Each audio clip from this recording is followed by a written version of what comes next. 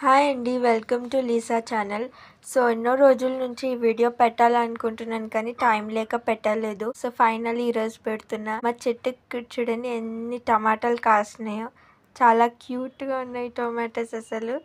ఈరోజు దీంతో ఒక మంచి టేస్టీ రెసిపీ చేసుకోబోతున్నాము. సో దానికోసం ఇందులో ధనియాలు, జీలకర్ర అండ్ ఆవాలు వేసి డ్రై రోస్ట్ చేసుకున్నాము. సో దాని తర్వాత ఇక్కడ టొమాటోస్ నేను కట్ చేస్తున్నాను. చూడ్డానికి చాలా చిన్నగా క్యూట్ గా ఉన్నాయి. అండ్ మా ఇంట్లో మేము చెట్టుకు పెంచుకున్న టమాటాలు. చూడండి ఎన్ని టమాటాలు ఉన్నాయో. ఇవి జస్ట్ ఒక పావు కిలో టమాటాలు ఉంటాయి. అన్ని కాయలే, పచ్చి కాయలు, పండువి ఏం లేవు. దీంతోనే ఒక అమేజింగ్ రెసిపీ చేయబోతున్నాము. సో ఈ టమాటాలని కూడా ఫస్ట్ మనం డ్రైగా వేపుకుందాము, నూనె లేకుండా. ఇంతకు ముందు వేపుకున్న జీలకర్ర, ధనియాలు సైడ్ కి పెట్టుకుందాం ప్లేట్ లోకి. అవి వేగడానికి కొంచెం సాల్ట్ వేస్తున్నాము. చెట్టు టమాటాలు కాబట్టి కొంచెం టైం అయితే తీసుకుంటది, బట్ తొందరగానే మగ్గిపోతాయి లేండి. అండ్ ఇక్కడ పాలు పగిలిపోతే నేను పన్నీర్ ప్రిపేర్ చేసుకున్నా. మొత్తం కలిపి ఇంత పన్నీర్ అయింది. దీంతో బుర్జియో ఏదో ఒకటి చేసుకుందాం అని చెప్పేసి పెట్టుకున్నాను. ఆ తర్వాత చేసుకుందాం. ఫస్ట్ అయితే ఇది చూడండి, టమాటాలు అయితే కొంచెం మగ్గిపోయినాయి కదా. ఇప్పుడు ఒక టేబుల్ స్పూన్ అంతా ఆయిల్ దీంట్లోకి వేసి మిక్స్ చేసుకుందాము. మీరు చాలా రకాల టమాటో పచ్చళ్ళు తినుంటారు, బట్ ఇది కూడా ఒకసారి ట్రై చేయండి. చాలా అంటే చాలా టేస్టీగా ఉంటుంది. అండ్ ఇది అన్నంలోకి కానీ, రోటీస్లోకి కానీ, దోశల్లోకి కానీ చాలా బాగుంటుంది. మీరు ఒకసారి ట్రై చేయండి ఈ టమాటో పచ్చడిని. కచ్చికాయలతోటి చాలా టేస్టీగా ఉంటుంది. సో ఇక్కడ టమాటాలు వేగిపోయాయి కదా.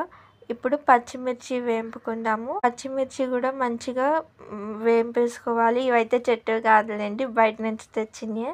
అండ్ ఇది వచ్చేసి చిన్న ముక్క చింతపండు. రెండింటిని వేపుకోవాలి. చూడండి పచ్చిమిర్చి మంచిగా వేగిపోయినాయి కదా.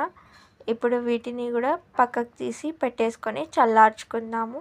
వేయించిన ధనియాలు, జీలకర్ర, ఆవాలు మెత్తగా పౌడర్ లాగా చేసేసుకొని పెట్టుకోవాలండి మిక్సీకేసి.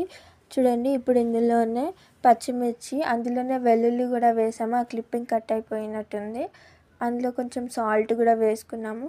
సాల్ట్ అయితే కొంచెం చూసి వేసుకోండి, ఎందుకంటే మనం టమాటోస్ వేయించేటప్పుడు కూడా కొంచెం సాల్ట్ వేసాం కదా మగ్గడానికి. సో మళ్ళీ అది ఎక్కువ అయిపోతే ప్రాబ్లము, అందుకనేసి. అండ్ మా కిచెన్స్ అంతా ఇదంతా జనరల్గా మా మమ్మీ చూపిస్తుంది అంతే. అండ్ ఇది మొత్తం ఫైన్గా పేస్ట్ అయిపోయింది మన పచ్చిమిర్చి. ఇందులోనే ఇప్పుడు టమాటోస్ వేయించినాం కదా, అవి కూడా వేసేసుకొని మెత్తగా రుబ్బేసుకోవాలి చట్నీలాగా. ఈ చట్నీ టేస్ట్ అయితే చాలా బాగుంటుంది. ఒక్కసారి ట్రై చేసి అయితే చూడండి. ఇందులోకి కొంచెం పసుపు కూడా వేసేసుకొని మెత్తగా ఫైన్గా రుబ్బేసుకుందాము. చూడండి మొత్తం ఫైన్గా రుబ్బేసాము. ఇప్పుడు దీంట్లోకి తాలింపు వేసేసుకుందాము. తాలింపులోకి జీలకర్ర, ఆవాలు, ఎండుమిర్చి, కరివేపాకు వేసుకుంటున్నాము. మీరు మినపప్పు, శనగపప్పు కూడా వేసుకోవచ్చు, అది ఆప్షనల్. మేమైతే వేసుకోలేదు.